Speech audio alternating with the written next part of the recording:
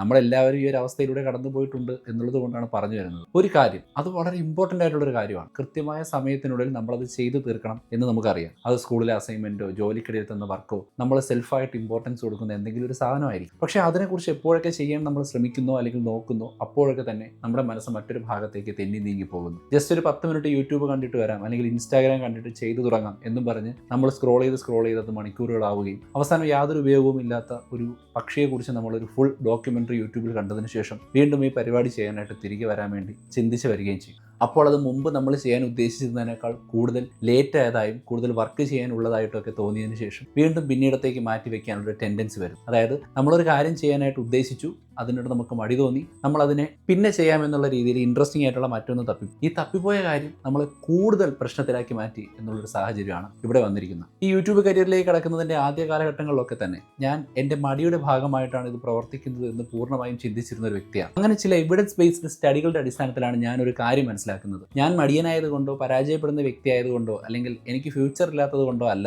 ഓരോ കാര്യവും എനിക്ക് ചെയ്യാൻ സാധിക്കാതെ. അത് ആ സിസ്റ്റത്തിൻ്റെ ആ ഒരു ചട്ടക്കൂടിൻ്റെ പ്രശ്നമാണെന്ന് പിന്നീട് തിരിച്ചറിഞ്ഞു. ഇന്ന് ഞാൻ നിങ്ങളോട് പറയാൻ പോകുന്ന അത്തരത്തിൽ എനിക്ക് ഈ കാര്യങ്ങൾ മാറ്റിവെക്കുന്നതിന് വേണ്ടി ടെൻഡൻസി ഉണ്ടാകുന്ന ഒരു സാഹചര്യമില്ല. ആ സാഹചര്യത്തെ മറികടക്കുന്നതിന് വേണ്ടി ഞാൻ ഉപയോഗിക്കുന്ന ഒരു 3 ലെവൽ സംവിധാനത്തെക്കുറിച്ചാണ്. ഇത് ഞാൻ കണ്ടുപിടിച്ചതൊന്നുമല്ല. നിങ്ങൾക്ക് യൂട്യൂബിൽ മറ്റ് ചാനലുകളിലും മറ്റ് പ്ലാറ്റ്ഫോമുകളിലും പുസ്തകങ്ങളിലും ഒക്കെ തന്നെ ഈ ഒരു ടെക്നിക്കിനെ കുറിച്ച് മനസ്സിലാക്കാൻ സാധിക്കും. നമ്മൾ കേട്ടിട്ടുണ്ട്, മലയാളത്തിൽ ഉത്തോലകം എന്ന് പറയും. പണ്ട് ആർക്കിമിഡീസ് പറഞ്ഞതുപോലെ വലിയൊരു കമ്പും നിൽക്കാനൊരിടവും തന്നാൽ ഞാൻ ഭൂമിയെ എടുത്തുയർത്തും എന്ന് പറഞ്ഞിട്ടുണ്ട്. നമുക്കറിയാം അത്തരത്തിൽ ഉത്തോലകങ്ങളുടെ പ്രത്യേകത അല്ലെങ്കിൽ ലിവറുകളുടെ പ്രത്യേകത എന്താണെന്നുള്ളത്. അപ്പോൾ നമുക്ക് എടുക്കാൻ കഴിയില്ല എന്ന് തോന്നുന്ന കാര്യത്തിനെ നമുക്ക് എടുക്കാൻ സാധിക്കുമെന്നും അതിന് നമ്മൾ ഇപ്പോൾ നിൽക്കുന്ന പാതയിൽ നിന്ന് മാറി കുറച്ചധികം ദൂരോട്ട് മാറി നിന്നിട്ട് എഫേർട്ട് എടുക്കണം എന്ന് സൂചിപ്പിക്കുന്നത് പോലെയാണ് ഈ 3 ലെവൽ സിസ്റ്റത്തിൽ നമുക്ക് കൃത്യമായിട്ട് പറയാൻ പറ്റുന്നു. പലതരത്തിലുള്ള പ്രൊഡക്ടിവിറ്റി സെൽഫ് ഹെൽപ്പ് ബുക്കുകളിലും ഇത്തരം കാര്യങ്ങളെക്കുറിച്ച് വളരെ വ്യക്തമായിട്ട് പറഞ്ഞിട്ടുണ്ട്. സോ അതിൻ്റെ ഒന്നാമത്തെ ഭാഗം ഏതാണെന്ന് പറയുന്നതിന് മുമ്പ് ചില കാര്യങ്ങൾ എനിക്ക് നിങ്ങളോട് പറഞ്ഞു തരേണ്ടതായിട്ടുണ്ട്. നമ്മുടെ തലച്ചോറ് പ്രവർത്തിക്കുന്ന രീതിയാണ് ആക്ച്വലി നമുക്ക് ഒരു കാര്യവും ചെയ്യാൻ തോന്നാത്തതും വളരെ ഇമ്പോർട്ടൻ്റ് ആയിട്ടുള്ള കാര്യങ്ങൾ മാറ്റിവെക്കാനുമുള്ള പ്രധാനപ്പെട്ട കാരണം. അതായത് നമുക്ക് എന്തെങ്കിലും കാരണം ചെയ്യണമെങ്കിൽ നമുക്കതിൽ ഇൻട്രസ്റ്റ് ഉണ്ടായിരിക്കണം. ഇൻട്രസ്റ്റ് ഇല്ലാത്തൊരു കാര്യത്തിന് പുറകെ നമ്മൾ പോകുന്ന സമയത്ത് സമയം പോകുന്നില്ല എന്നും നമ്മൾ ചെയ്യുന്ന കാര്യം ഒരു തരത്തിലും മുന്നോട്ട് നീങ്ങുന്നില്ല എന്ന് നമുക്ക് തോന്നും. ആക്ച്വലി അവിടെ സംഭവിക്കുന്നത് തലച്ചോറിനുണ്ടാകുന്ന ഒരു മാറ്റമാണ്. അതായത് എന്തെങ്കിലും കാര്യത്തിൽ ഇൻട്രസ്റ്റ് ഇല്ല എന്ന് തോന്നിക്കഴിഞ്ഞാൽ തലച്ചോറ് വേറെ എന്തെങ്കിലും കാര്യത്തിൽ, അതായത് അതൊഴിച്ച് ബാക്കി ഏത് കാര്യത്തിലും നമുക്ക് ഇൻട്രസ്റ്റ് തരാനായിട്ട് ശ്രമിക്കും. അപ്പോൾ ഡോപ്പമിൻ്റെ ഒരു വർക്കിംഗ് ആണ്, ഒരു റിവാർഡ് സിസ്റ്റമാണ്. ഇപ്പോൾ നീ ചെയ്യുന്ന കാര്യം വലിയ സുഖമുള്ള കാര്യമല്ല, അത് വളരെ ബുദ്ധിമുട്ടാണ്, നീ പണ്ടേ ചെയ്യുന്നു, അത് റെപ്പറ്റീറ്റീവ് ആണ്, അല്ലെങ്കിൽ നിനക്കതിന് പ്രൊഡക്ടിവിറ്റിയോ ഔട്ട്പുട്ടോ ഒന്നുമില്ല. ഈവൻ നമുക്ക് മണി എന്ന് പറയുന്ന മോട്ടിവേഷൻ ഉണ്ട് എങ്കിൽ പോലും ആക്ച്വലി നമുക്കത് ചെയ്യാൻ തോന്നുന്നില്ല എന്നൊരു പ്രശ്നമുണ്ട്. ഈ സമയത്താണ് നമ്മൾ കൃത്യമായിട്ടുള്ള ചില സ്ട്രാറ്റജികൾ ഫോളോ ചെയ്യേണ്ടതായിട്ട് വരുന്നത്. നേരെ മറിച്ച് നമ്മൾ ഈ തലച്ചോറ് പറയുന്നതും കേട്ടിട്ട് ഇൻസ്റ്റാഗ്രാം സ്ക്രോൾ ചെയ്യാനോ യൂട്യൂബിലൊരു വീഡിയോ കാണാനോ നെറ്റ്ഫ്ലിക്സിലൊരു സിനിമ കാണാനോ പോവുകയാണ് എങ്കിൽ ആക്ച്വലി ആ ഒരു ടെമ്പററി ടൈമിലേക്ക് നമുക്ക് നല്ല രീതിയിലുള്ള ഒരു ആശ്വാസം ഫീൽ ചെയ്യും. പക്ഷെ തിരിച്ച് നിങ്ങൾ ഈ ഒരു ജോലി ചെയ്യാൻ വന്നു കഴിഞ്ഞാൽ അത് വളരെ കുഴപ്പത്തിലാവുന്നതായിട്ട് കാണാം. അതായത് മുമ്പത്തേക്കാൾ മടി പിടിച്ചതും വളരെയധികം ബുദ്ധിമുട്ടുള്ളതും ഒട്ടും എടുത്താൽ പൊങ്ങാത്തതുമായിട്ടുള്ള ജോലിയാണ് നിങ്ങളിപ്പോൾ വീണ്ടും അഭിമുഖീകരിക്കേണ്ടി വരുന്നത് എന്ന് തോന്നും. സോ അവിടെ വീണ്ടും പ്രോകാസ്റ്റിനേഷൻ വർക്ക് ചെയ്യും. നിങ്ങൾ പിന്നത്തെ സമയത്തേക്ക് അത് മാറ്റിവെക്കാനുള്ള സാധ്യത വീണ്ടും കൂടുന്നുണ്ട്. ഡേവിഡ് അലൻ എഴുതിയ പ്രൊഡക്ടിവിറ്റിയെ കുറിച്ചുള്ള ഒരു മാസ്റ്റർ പീസ് ബുക്കായ ഗെറ്റിംഗ് തിങ്സ് ഡൺ എന്ന് പറയുന്ന ഒരു പുസ്തകത്തെ അടിസ്ഥാനമാക്കിയുള്ളതാണ് ഒന്നാമത്തെ ഒരു ലെവർ എന്ന് പറയുന്നത്. അതായത് നമ്മളൊരു കാര്യം ചെയ്യാനായിട്ട് ഉദ്ദേശിക്കുന്ന സമയത്ത് ആ കാര്യത്തിന്റെ വലിയൊരു ബിഗ് പിക്ചർ കണ്ടിട്ട് എത്രത്തോളം ചെയ്തു തീർക്കാനുണ്ട് എന്ന് മനസ്സിലാക്കിയതിനു ശേഷം ഒരു സ്ഥലത്ത് നിന്ന് സ്റ്റാർട്ട് ചെയ്യുക എന്ന് പറയുന്നതാണ് ആക്ച്വലി ബ്രെയിനിനുണ്ടാകുന്ന ഏറ്റവും വലിയ വെല്ലുവിളി. നിങ്ങളൊരു വലിയ മല കയറാൻ പോവുകയാണെങ്കിൽ ആദ്യമേ മലയുടെ ഉയരവും നിങ്ങൾ കയറാൻ പോകുന്ന എലിവേഷന്റെ ആ ഒരു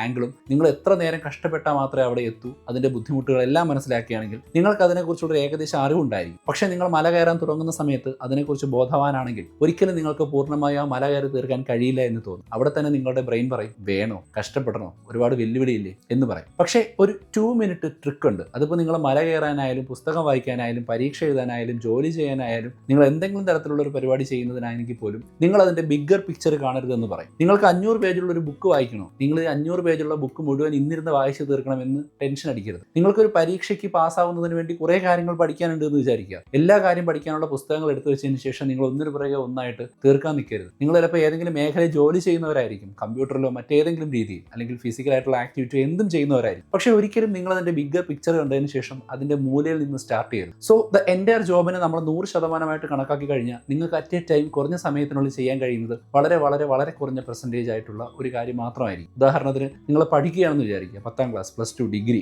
ടെക്സ്റ്റുകളൊന്നും ഒരിക്കലും നിങ്ങൾക്ക് 1, 2, 3 ഒരാഴ്ച കൊണ്ട് വായിച്ചു തീർക്കാനോ പഠിച്ചു തീർക്കാനോ പറ്റുന്ന ഒരു സാധനമല്ല. പക്ഷേ എന്തുകൊണ്ടാണ് ഇത് 6 മാസം 1 വർഷം നീണ്ടു നിൽക്കുന്ന വലിയ സെമസ്റ്ററുകളായിട്ടും ഇയറുകളായിട്ടും കണക്കാക്കിയിരിക്കുന്നത്? അതായത് നമ്മൾ ഓരോ ദിവസവും കുറച്ച് തീർത്തു വരിക എന്നുള്ളതാണ്. അപ്പോൾ നമ്മൾ അറ്റോമിക് ഹാബിറ്റ്സ് എന്ന് പറയുന്ന പുസ്തകങ്ങളൊക്കെ കണ്ടിട്ടുണ്ട്. അതിനകത്ത് പറയാറുണ്ട് നമ്മൾ ഓരോ ദിവസവും ചെറിയ ചേഞ്ചുകൾ വരുത്തി കഴിഞ്ഞാൽ അതിൻ്റെ കോമ്പൗണ്ട് വളരെ വലുതാണ്, അതിനനുസരിച്ച് റിസൾട്ട് ഉണ്ടാകും. പക്ഷേ ടൈമിന് നമ്മളൊന്ന് ഫോക്കസ് ചെയ്യാം. ഒരു കാര്യം ചെയ്യുന്നതിന് വേണ്ടി നിങ്ങൾ വെറും 2 മിനിറ്റ് ഇൻവെസ്റ്റ് ചെയ്യാൻ റെഡിയാണ് എന്നുള്ള രീതിയിൽ മനസ്സിനെ പറഞ്ഞ് മനസ്സിലാക്കുക. അതായത് വെറും 2 മിനിറ്റ്, 4 റീൽസ് തികച്ച് കാണുന്ന സമയം പോലും വേണ്ടി വരില്ല. 3 or 4 റീൽസ് കാണുന്ന സമയം മാത്രം നിങ്ങൾ ചെയ്യാൻ പോകുന്ന കാര്യത്തെ ഒന്ന് തുടങ്ങി വെക്കാം എന്ന് നിങ്ങൾ ശപഥം ചെയ്യുക. അതിനകത്ത് നിങ്ങൾക്ക് അധികം എഫേർട്ട് വരില്ല, തലച്ചോറിനും മുഷിപ്പും തോന്നില്ല. വെറും 2 മിനിറ്റ് അല്ലേ. ഒരു പുസ്തകം വായിക്കണം, അത് 150 പേജ് ഉണ്ട്. 2 മിനിറ്റ് നിങ്ങൾക്ക് എത്ര വായിക്കാൻ പറ്റും? ഒരുപക്ഷെ ഒരു പേജിന്റെ പകുതിയോ കാൽഭാഗമേ നിങ്ങൾക്ക് പറ്റുകയുള്ളായിരിക്കും. അല്ലെങ്കിൽ നിങ്ങൾ എന്തെങ്കിലും തരത്തിലുള്ളൊരു ഉപന്യാസം എഴുതുകയാണ്, അതിൽ 6 പേജ് ഉപന്യാസം ഉണ്ടെന്ന് വിചാരിക്കുക. നിങ്ങൾ വേണ്ട, നിങ്ങൾ 15 സെന്റൻസോ 20 സെന്റൻസോ ഉപന്യാസം എഴുതാമെന്ന് തീരുമാനിക്കുക. അല്ലെങ്കിൽ നിങ്ങൾക്ക് ഡാറ്റ എൻട്രി ചെയ്യാനുണ്ട്, SSLCക്ക് പഠിക്കാനുണ്ട്, നിങ്ങൾ എന്ത് ചെയ്യട്ടെ. നിങ്ങളൊരു സാഹിത്യം എഴുതുന്ന ആളാണ്, നിങ്ങളൊരു പുസ്തകം വായിക്കുന്ന ആളാണ്, അല്ലെങ്കിൽ നിങ്ങൾ വലിയൊരു ജോലി ചെയ്യുന്ന ആളാണെന്ന് വിചാരിക്കുക. എല്ലാ പണിക്കും അതിൻ്റെതായിട്ട് സമയം എടുക്കുമല്ലോ. അപ്പോൾ ഇങ്ങനെ ചെയ്യുന്ന ജോലിക്ക് ടൈം കൺസ്യൂം ആവുന്നതിൻ്റെ ആദ്യത്തെ 2 മിനിറ്റ് മാത്രം ചെയ്യാനുള്ളൊരു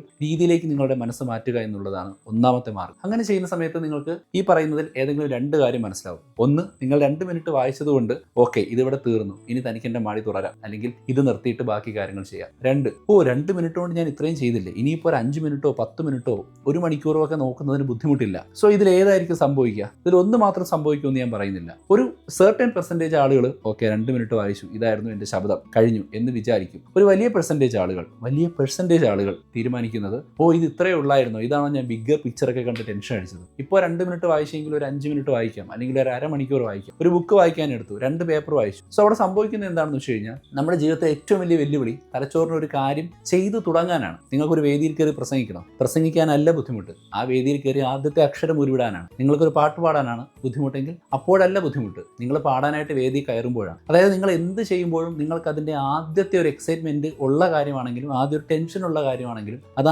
ആദ്യത്തെ ഭാഗത്ത് മാത്രമേ ഉള്ളൂ, അതിൻ്റെ റിസൾട്ടിൽ വരുന്നില്ല. നിങ്ങൾക്ക് കുളിക്കാൻ മടിയാണ്, നല്ല തണുപ്പാണോ, ആക്ച്വലി നിങ്ങൾ കുളിച്ചുകൊണ്ടിരിക്കാൻ പ്രശ്നമില്ല. ആദ്യത്തെ ആ തണുത്ത തുള്ളി വെള്ളം നിങ്ങളുടെ ശരീരത്തിൽ വീഴുന്ന നിമിഷം നിങ്ങൾക്ക് അതിൻ്റെ ഒരു ഫീല് മനസ്സിലാവും, അവിടെ നിന്ന് കുളിക്കണോ അതോ ഇറങ്ങി ഓടണോ എന്നുള്ള. പക്ഷേ മിക്ക സ്റ്റഡീസും കാണിക്കുന്നതും റിയൽ ലൈഫ് എക്സാമ്പിൾസും കാണിക്കുന്നത് നമുക്ക് ഏറ്റവും മടിയുള്ള കാര്യവും നമുക്ക് ചെയ്യാനുള്ള ഒരു സ്റ്റാർട്ടിംഗ് ഉണ്ടല്ലോ, അത് ചെയ്ത് കിട്ടിക്കഴിഞ്ഞാൽ നമ്മൾ കണ്ടിന്യൂ ചെയ്യുന്നുള്ളതാണ്. വലിയൊരു ലൈറ്റ് ഹൗസിൻ്റെ മുകളിലേക്ക് കയറാനായിട്ട് ഫ്രണ്ട്സ് നിങ്ങളെ വിളിച്ചു, നിങ്ങൾക്ക് ഉയരം പേടിയാണ്, നിങ്ങൾക്ക് അതിൻ്റെ മുകളിൽ കയറിയിട്ടുള്ള കാഴ്ചകളെ കുറിച്ച് ആലോചിച്ച് നിങ്ങൾ ഇപ്പോഴേ ടെൻഷൻ അടിച്ച് കാല് വിറയ്ക്കും. പക്ഷേ നിങ്ങളെ കണ്ണുപൊത്തി നിങ്ങളുടെ ഫ്രണ്ട്സ് എല്ലാം കൂടെ മുകളിൽ എത്തിച്ചു കഴിഞ്ഞാൽ സംഭവം നിങ്ങൾ അവിടെ നിൽക്കും. ഒരു വലിയ പെർസെൻറ്റേജ് ആളുകൾക്കും ഇത് ഇത്രയേ ഉള്ളായിരുന്നു എന്ന് പിന്നെ തോന്നും. ഞാൻ പല വേദികളിലും പല സദസ്സുകളിലും ഒക്കെ ക്ലാസ് എടുക്കാൻ പോകാറുണ്ടായിരുന്നു, പണ്ട് പ്രസംഗിക്കാൻ പോകാറുണ്ടായിരുന്നു, സ്റ്റിൽ പോകാറുണ്ട്. ഇത് 3ാം ക്ലാസ്സിൽ വെച്ച് തുടങ്ങിയ പരിപാടിയാണ് ഈ പ്രസംഗം എന്ന് പറയുന്നത്. പക്ഷേ ഈ പ്രസംഗിക്കുന്ന സമയത്തെല്ലാം തന്നെയുള്ള ഒരു വിഷയം, ഇപ്പോഴും ഒരു പ്രസംഗത്തിനുള്ള വിഷയം കിട്ടുകയോ ഒരു ഗൂഗിൾ മീറ്റിൽ ക്ലാസ് എടുക്കുകയോ ചെയ്യുന്നെങ്കിൽ പോലും അതിൻ്റെ ഫസ്റ്റ് സെൻറ്റൻസ് പറഞ്ഞ് സംസാരിച്ച് തുടങ്ങുന്നത് വരെ ഇപ്പോഴും ഞാനും ഈ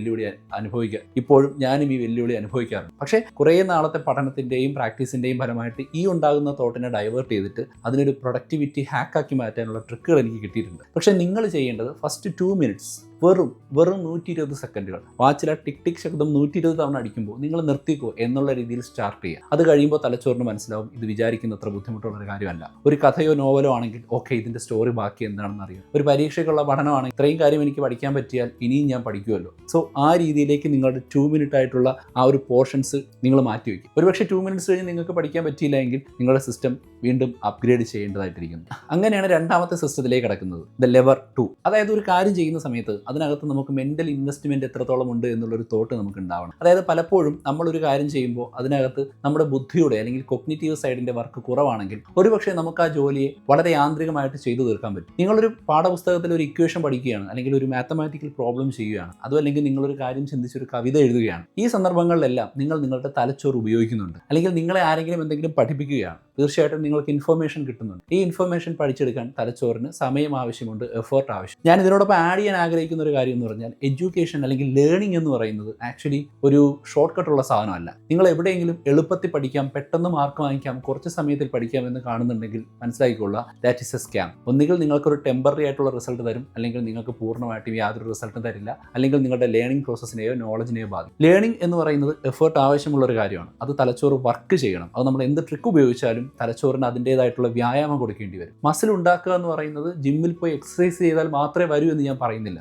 പക്ഷേ വർഷങ്ങളോളം ജിമ്മിൽ പോയി എക്സസൈസ് ചെയ്ത് നല്ല ബോഡി ഉണ്ടാക്കിയെടുക്കുന്നവർക്കുള്ള കൺസിസ്റ്റൻസിയും ബോഡിക്കുള്ള സ്ട്രെങ്തും പെട്ടെന്ന് 2 മാസം കൊണ്ട് എന്തെങ്കിലും ട്രിക്ക് വഴിയോ എന്തെങ്കിലും പൊടിക്കൈകൾ വഴിയോ മസിൽ ഉണ്ടാക്കുന്നവർക്ക് നിലനിൽക്കുമെന്ന് കരുതുന്നുണ്ടോ? ഒരുപക്ഷെ നിലനിൽക്കുന്നുണ്ടെങ്കിലും ശരീരം ആക്ച്വലി വർക്ക് ചെയ്യുന്നത് ആ എഫേർട്ടിന്റെ റിസൾട്ടിലാണ്. ആ റിസൾട്ട് മാത്രമേ ലോങ് ലാസ്റ്റ് ചെയ്ത് അത് പെട്ടെന്ന് റിട്ടേൺ ചെയ്യാൻ പറ്റുന്ന ഒരു ഹെൽത്തി ഹാബിറ്റായി മാറും. തലച്ചോറും ഇതുപോലെ തന്നെ വ്യായാമം ചെയ്യുന്ന ഒരു അവയവമാണ്. നമ്മുടെ ശരീരത്തിന്റെ 20% ഊർജ്ജമാണ് വെറും 1400 ഗ്രാം. നമ്മുടെ വെയിറ്റിന്റെ 5%-ലോ 3%-ലോ താഴെ മാത്രം കോൺട്രിബ്യൂട്ട് ചെയ്യുന്ന നമ്മുടെ തലച്ചോറ് ഉപയോഗിക്കുന്നത്. അതായത് ടോട്ടൽ എനർജിയുടെ 1/5%. സോ എനർജി കൺസംഷൻ എന്ന് പറയുന്നത് ഒരിക്കലും ശരീരം ഇഷ്ടപ്പെടുന്ന ഒരു കാര്യമല്ല, തലച്ചോറ് ഇഷ്ടപ്പെടുന്ന ഒരു കാര്യമല്ല. സോ തലച്ചോറിന് എപ്പോഴും ലേസി ആയിട്ടിരിക്കാൻ, ഷോർട്ട് കട്ടിലൂടെ പോകാനൊക്കെ ആയിരിക്കും ഇഷ്ടം. അപ്പോൾ അതെന്തെങ്കിലും ചെയ്യണമെങ്കിൽ നമ്മൾ എഫേർട്ട് എടുക്കേണ്ടി വരും. ഞാൻ പറഞ്ഞു വന്നതെന്ന് വെച്ച് കഴിഞ്ഞാൽ നമ്മളിങ്ങനെ എഫേർട്ട് എടുത്ത് നമ്മുടെ ഇൻഫർമേഷൻസ് എല്ലാം നമ്മൾ നോളജ് ആയിട്ടാണ് കളക്ട് ചെയ്യുന്നത്. നമുക്ക് ഇൻഫർമേഷൻസ് ആവശ്യം പോലെ കിട്ടും. പക്ഷെ നമ്മളത് പ്രാക്ടിക്കൽ ലൈഫിൽ ഉപയോഗിക്കാൻ, പരീക്ഷയ്ക്ക് എഴുതാൻ, ഒരു സാഹചര്യത്തിൽ അപ്ലൈ ചെയ്യാൻ, നമുക്ക് ഫർദർ ചിന്തിക്കാൻ പറ്റുന്ന രീതിയിലേക്ക് മാറ്റണമെങ്കിൽ അത് പോസിബിൾ ആവുന്നത് ഈ ഇൻഫർമേഷൻ നോളജ് ആയിട്ട് നമ്മൾ നമ്മുടെ ജീവിതത്തിൽ അപ്ലൈ ചെയ്യാൻ പറ്റുന്ന രീതിയിൽ സ്റ്റോർ ചെയ്യുമ്പോഴാണ്. സോ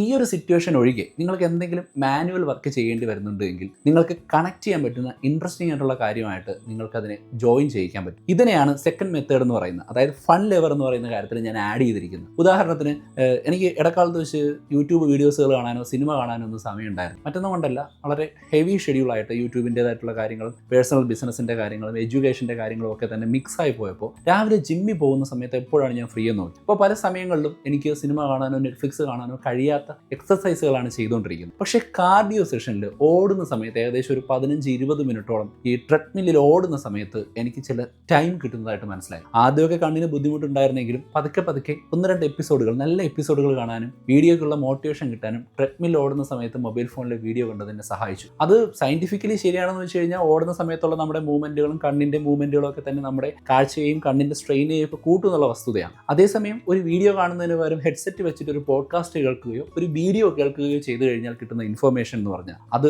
വളരെ ഹ്യൂജ് ആണ്. കാരണം ആ സമയത്ത് നമ്മുടെ ബോഡി വർക്ക് ചെയ്യുന്നുണ്ട്. ഓഫ് കോഴ്സ് നമ്മൾ ട്രെഡ്മില്ലിൽ ഓടുമ്പോഴും നമ്മുടെ മൈൻഡ് ബോഡി കണക്ഷൻ ഉണ്ടായിരിക്കണം. പക്ഷേ സ്റ്റിൽ നമുക്ക് വളരെ ഇൻട്രസ്റ്റിംഗ് ആയിട്ടുള്ള എന്തെങ്കിലും കേൾക്കുന്നതിലൂടെ നമ്മൾ ആ 15 മിനിറ്റ് ഓടി എന്നുള്ളൊരു എഫേർട്ടിനെ നമുക്ക് ഇല്ലാതാക്കാൻ പറ്റും. അങ്ങനെ പല പഠനങ്ങളും സൂചിപ്പിക്കുന്നത് ജിമ്മിലൊക്കെ പോകുന്ന സമയത്ത് ഹെഡ്സെറ്റ് വെച്ച് ഇഷ്ടമുള്ള പ്രോഗ്രാം കേൾക്കുന്ന, ഓഡിയോ ബുക്ക് കേൾക്കുന്ന ആളുകൾ ജിമ്മിൽ പോകാൻ കൂടുതൽ താല്പര്യപ്പെടുന്നുണ്ട് എന്നുള്ളതാണ്. അങ്ങനെ വരുന്ന സമയത്ത് ഈ യൂട്യൂബർ എന്നുള്ള നിലയ്ക്ക് ഞാൻ നോക്കുന്ന സമയത്തും ഞാൻ വീഡിയോസുകൾ ഷൂട്ട് ചെയ്ത് കഴിഞ്ഞതിന് ശേഷം അതിൻ്റെ ബേസിക് എഡിറ്റിങ്സ് വരുത്തിയിട്ട് എഡിറ്റേഴ്സിന് അയച്ചു കൊടുക്കാനായിട്ട് ചില കാര്യങ്ങൾ ചെയ്യാറുണ്ട്. അല്ലെങ്കിൽ എക്സ്പോർട്ട് ചെയ്യാനായിട്ട് വെയിറ്റ് ചെയ്യാറുണ്ട്. അതും അല്ലെങ്കിൽ വീഡിയോസ് എഡിറ്റ് ചെയ്ത് തിരിച്ച് കിട്ടിക്കഴിഞ്ഞാൽ അതിൻ്റെ മൈനർ അഡ്ജസ്റ്റ്മെൻറ്റുകളും പ്രോബ്ലങ്ങളും ഒക്കെ അണ്ടർസ്റ്റാൻഡ് ചെയ്യാനായിട്ട് ഇരിക്കാറുണ്ട്. അങ്ങനെ പല കാര്യങ്ങളും ചെയ്യുന്ന സമയത്ത് ആക്ച്വലി ഇതുപോലെയുള്ള ഇൻട്രസ്റ്റിംഗ് ആയിട്ടുള്ള കാര്യങ്ങൾ ഞാൻ മൊബൈൽ ഫോണിലൊക്കെ പ്ലേ ചെയ്തതിന് ശേഷമാണ് സാധാരണ ചെയ്യാറുള്ളത്. എന്തെങ്കിലും ചിന്തിക്കാനോ ബ്രെയിൻ ഉപയോഗിക്കാനോ ഉള്ള ഉപാധികൾ വരുന്ന സമയത്ത് ആക്ച്വലി ഞാൻ അത്തരം കാര്യങ്ങൾ ചെയ്യാറില്ല.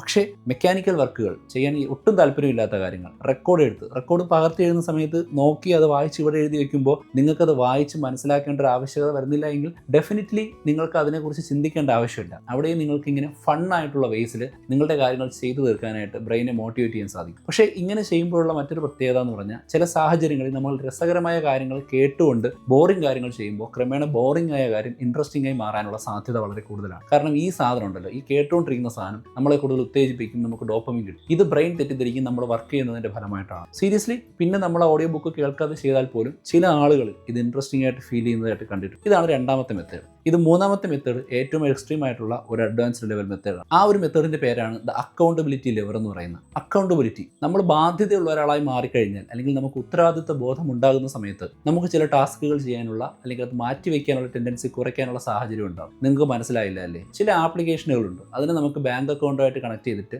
ഓട്ടോ പേ ചെയ്യാൻ പറ്റുമെന്ന് വിചാരിക്കുക. അതിനുശേഷം അതിനകത്ത് നിങ്ങൾ ചെയ്യുന്ന കാര്യങ്ങൾ നിങ്ങൾക്ക് അപ്ഡേറ്റ് ചെയ്യാനോ ടു ഡു ലിസ്റ്റ് ടിക്ക് ചെയ്യാനോ പറ്റും എന്ന് നിങ്ങൾ വിചാരിക്കും. അങ്ങനെയാണെങ്കിൽ ഒരു ദിവസം നിങ്ങൾ ചെയ്യേണ്ട കാര്യങ്ങൾ, ജിമ്മിൽ പോവുക, സ്കൂളിൽ പോവുക, ബൈക്ക് കഴുകുക, അല്ലെങ്കിൽ ഷോപ്പിൽ പോവുക, ഇങ്ങനെ നിങ്ങൾ ഏതൊക്കെ കാര്യങ്ങളാണ് ചെയ്യാൻ പോകുന്നതെന്ന് വളരെ സീരിയസ് ആയിട്ട് ആപ്ലിക്കേഷനകത്ത് ലിസ്റ്റ് ചെയ്തതിന് ശേഷം നിങ്ങൾ ഏതൊക്കെ ചെയ്തില്ല അതിനനുസരിച്ച് നിങ്ങളുടെ അക്കൗണ്ടിൽ നിന്നും 50-100 രൂപ വെച്ച് ആ കമ്പനി അല്ലെങ്കിൽ ആ മൊബൈൽ ആപ്ലിക്കേഷൻ ബാങ്കിൽ നിന്ന് ഡെഡ്യൂസ് ചെയ്യും എന്ന് വിചാരിക്കുക. What happen? നിങ്ങൾക്ക് കാര്യം ചെയ്യാൻ, നിങ്ങളെ സീരിയസ് ആക്കി മാറ്റാൻ, നിങ്ങളെ അക്കൗണ്ടബിൾ ആക്കാൻ നിങ്ങൾ തന്നെ കണക്ട് ചെയ്തൊരു സാധനമാണ്. അത് സ്റ്റീലിംഗ് അല്ല. പക്ഷേ ഈ പൈസ പോകുന്നത് ആപ്ലിക്കേഷൻ ഓണറിന്റെ അക്കൗണ്ടിലോട്ടാണ്. സോ അവിടെ എന്താണ് സംഭവിച്ചത്? ഇങ്ങനെ ഒരു ആപ്ലിക്കേഷൻ ഉണ്ടോ എന്ന് എനിക്കറിയില്ല, തപ്പണം. പക്ഷേ ഇവിടുത്തെ അക്കൗണ്ട് അക്കൗണ്ടബിലിറ്റി വരികയാണ്. നിങ്ങൾ ചെയ്യുന്ന കാര്യത്തിൽ നിങ്ങൾ തന്നെ റെസ്പോൺസിബിൾ ആവുകയും അതിനനുസരിച്ച് നിങ്ങളുടെ കയ്യിൽ നിന്ന് പൈസ പോകാതിരിക്കാൻ വേണ്ടി എന്ത് വന്നാലും ഞാനത് ചെയ്യും എന്നുള്ള രീതിയിൽ നിങ്ങൾ പ്രവർത്തിക്കുകയും ചെയ്യുന്നുണ്ട്. സോ ഇവിടെ പ്രവർത്തിക്കുന്ന മറ്റൊരു സാധനം, ഒരു ജോലി ചെയ്താൽ നിങ്ങൾക്ക് ഇന്ന് വൈകുന്നേരം 4 മണിക്ക് 1000 രൂപ കിട്ടുമെന്ന് വിചാരിക്കും. പക്ഷേ അത് നിങ്ങളുടെ ജോലിയാണ്, നിങ്ങൾക്ക് 1000 രൂപ കിട്ടിയിട്ട് കടം തീർക്കാനൊന്നുമില്ല, വളരെ അത്യാവശ്യമൊന്നുമില്ല, നിങ്ങളുടെ അക്കൗണ്ടിൽ ബാലൻസ്. സോ നിങ്ങൾക്ക് 1000 രൂപ ഒരു നെസസറി സാധനമായിട്ട് ഫീൽ ചെയ്യില്ല. അല്ലെങ്കിൽ നിങ്ങൾ അവസാനത്തെ 1 മണിക്കൂർ കൊണ്ട് ചെയ്ത് തീർക്കാം, കിട്ടണമെങ്കിൽ കിട്ടട്ടെ, ഇല്ലെങ്കിൽ നാളെ വീണ്ടും റീസ്റ്റാർട്ട് ചെയ്യാം എന്ന് വിചാരിക്കുന്നു കരുതുക.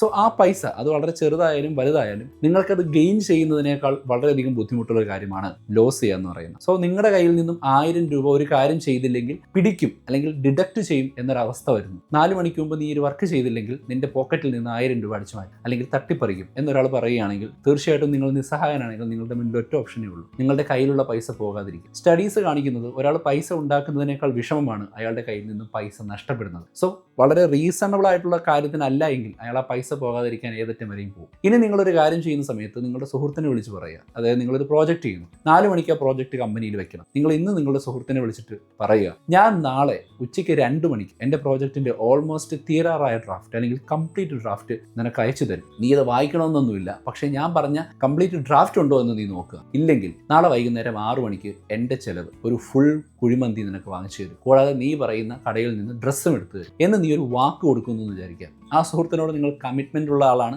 നിങ്ങൾ പറഞ്ഞ കാര്യം ചെയ്യും, കാര്യം അങ്ങോട്ടും ഇങ്ങോട്ടും നിങ്ങൾ അങ്ങനെയാണ് എന്ന് വിചാരിക്കുക. സോ നിങ്ങൾ അവിടെ ഒരു സെൽഫ് ട്രാപ്പ് ഉണ്ടാക്കി. ഞാൻ ആ ആപ്ലിക്കേഷനെ കുറിച്ച് പറഞ്ഞതുപോലെ നിങ്ങൾ ആ സുഹൃത്തിന് വാങ്ങിച്ചു കൊടുക്കാൻ ആത്മാർത്ഥമായി ആഗ്രഹിക്കുന്നു എങ്കിൽ നോ പ്രോബ്ലം. പക്ഷേ യാതൊരു സാഹചര്യവും ഇല്ലാതിരിക്കുന്ന ഒരാളെ വിളിച്ചിട്ട് നിങ്ങളുടെ കയ്യിൽ നിന്ന് പൈസ ചിലവാക്കി 10,000 രൂപ പോകുന്ന രീതിയിൽ നിങ്ങളൊരു ചലഞ്ച് നിങ്ങൾക്കെതിരെ തന്നെ വെക്കുന്നു. എന്നിട്ട് നിങ്ങൾ അതുമായി ബന്ധപ്പെടുത്തി ഒരു ജോബ് ചെയ്യാൻ നോക്കുന്നു. ഒരുപക്ഷെ നിങ്ങളുടെ സുഹൃത്ത് പ്രാർത്ഥിക്കുന്നുണ്ടാവാം ആ പണി തീരല്ലേ എന്ന്. പക്ഷേ നിങ്ങൾക്ക് ആ പൈസ പോവുക എന്നുള്ളത് വളരെ പ്രധാനപ്പെട്ട ഒരു പ്രയോറിറ്റിയാണ് എങ്കിൽ നിങ്ങൾ അത് മാത്രം, അതിൻ്റെ ഒരു അക്കൗണ്ടബിലിറ്റി മാത്രം നോക്കിക്കൊണ്ട് ഈ ജോലി ചെയ്തു തീർക്കാനായിട്ട് ശ്രദ്ധിക്കും, അല്ലെങ്കിൽ ക്ഷീണം ശ്രമിക്കും, അവസാന നിമിഷം പോകത്തുമില്ല. സോ ഈ ഒരു മെത്തേഡ് പല രീതിയിൽ പ്രവർത്തിപ്പിച്ചുകൊണ്ട് നമുക്ക് ഈ പ്രോക്രാസ്റ്റിനേഷനെതിരെയുള്ളൊരു ഫ്രെയിം വർക്ക്, ചട്ടക്കൂട് ഉണ്ടാക്കിയെടുക്കാൻ പറ്റും. നമ്മുടെ ബ്രെയിൻ ഓരോ തവണ ഡീവിയേറ്റ് ചെയ്യാനായിട്ട് ശ്രമിക്കുമ്പോഴും നിങ്ങൾ ആദ്യം 2 മിനിറ്റ് ചെയ്യാമെന്ന് ഉറപ്പുവരുത്തുക. പറ്റുമെങ്കിൽ ചെയ്യുക, ഇല്ലെങ്കിൽ പോട്ടെ എന്ന് വിചാരിക്കുക. 60% കൂടുതൽ സാധ്യതയും നിങ്ങൾ ആ പണി കണ്ടിന്യൂ ചെയ്യാനാണ്. 2, നിങ്ങൾ ചെയ്യുന്ന കാര്യത്തിന് ബുദ്ധി അധികം ഇൻവെസ്റ്റ് ചെയ്യുന്നില്ല, മെക്കാനിക്കൽ വർക്കാണ് അല്ലെങ്കിൽ ഒരുപാട് റിപ്പീറ്റഡ് വർക്കാണെങ്കിൽ നിങ്ങൾക്ക് ഏറ്റവും ഇൻട്രസ്റ്റ് ഉള്ള കാര്യങ്ങൾ നിങ്ങൾ ഓഡിയോ ബുക്കുകളായിട്ടോ മറ്റോ ചെയ്തുകൊണ്ട്